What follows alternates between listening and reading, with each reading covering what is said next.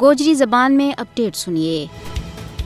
بھارت کے زیر تسلط جموں کشمیر میں غاصب حکومت 5 اگست 2019 کا غیر قانونی، غیر آئینی اور یک طرفہ اقدام تو بعد ایسا کاڑا قوانین آن رہی ہے جن کے ذریعے کشمیر میں اپنا غاصبانہ قبضہ نہ مضبوط کی ہو جائے۔ نووں کاڑو اراضی قانون بھی اسی سلسلہ کی ایک کڑی ہے۔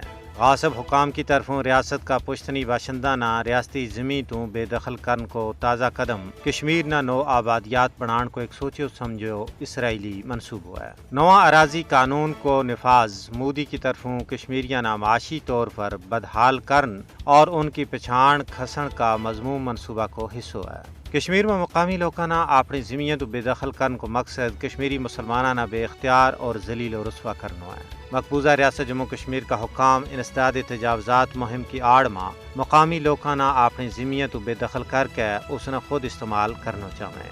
دراصل مودی حکومت اپنا کشمیر مخالف ایجنڈا نہ آگے بڑھان واسطے نواں ظالمانہ احکامات جاری کر رہی ہے۔ حقیقت میں مودی حکومت کشمیر میں مسلم کردار نہ سروں ہی ختم کرنے پر تلی ہوئی ہے۔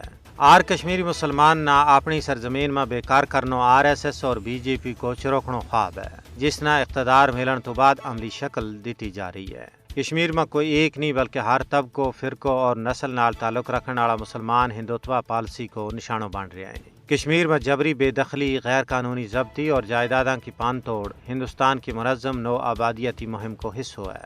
یہی وجہ ہے کہ حاضر سروس اور ریٹائرڈ فوجیوں واسطے ہاؤسنگ کالونی بھی بنائی جا رہی ہیں۔ عالمی دنیا نہ اس صورتحال کو نوٹس لینے کی ضرورت ہے۔